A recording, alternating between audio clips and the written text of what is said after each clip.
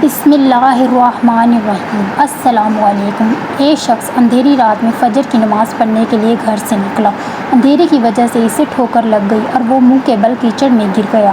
کیچڑ سے اٹھ کر وہ گھر واپس آیا اور لباس تبدیل کر کے دوبارہ مسجد کی طرف چل دیا۔ ابھی چند قدم ہی چلا تھا کہ دوبارہ اسے ٹھوکر لگی اور وہ دوبارہ کیچڑ میں گر گیا۔ کیچڑ سے اٹھ کر وہ پھر دوبارہ اپنے گھر گیا، لباس بدلا اور مسجد جانے کے لیے دوبارہ گھر سے نکلا۔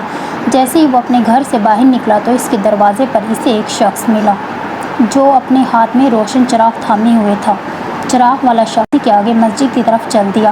اس مرتبہ چراغ کی روشنی میں نمازی کو مسجد پہنچنے میں کسی دشواری کا سامنا نہیں کرنا پڑا۔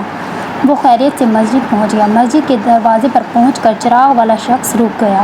نمازی اسے چھوڑ کر مسجد داخل ہو گیا اور نماز ادا کرنے لگا۔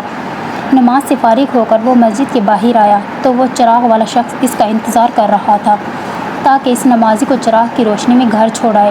جب نمازی گھر پہنچ گیا تو نمازی نے اجنبی شخص سے پوچھا، آپ کون ہیں؟ اجنبی بولا، سچ بتاؤں تو میں ابلیس ہوں۔ نمازی کی تو حیرت کی انتہا نہ رہی۔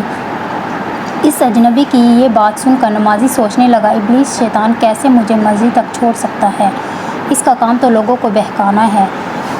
تو اس شخص نے بڑی حیرت کے ساتھ ابلیس سے پوچھا، تجھے تو میری نماز رہ جانے پر خوش ہونا چاہیے تھا، مگر تم تو چراغ کی روشنی میں مجھے مسجد تک چھوڑنے آئے۔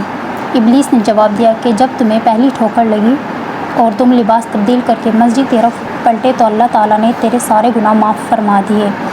جب تمہیں دوسری ٹھوکر لگی تو اللہ تعالیٰ نے تمہارے پورے خاندان کو بخش دیا، جس پر مجھے فکر ہوئی کہ اگر اب تمہیں ٹھوکر لگی تو اللہ تعالیٰ کہیں تمہارے اس عمل کی بدولت تمہارے سارے گناہوں کی مغفرت نہ فرما دے۔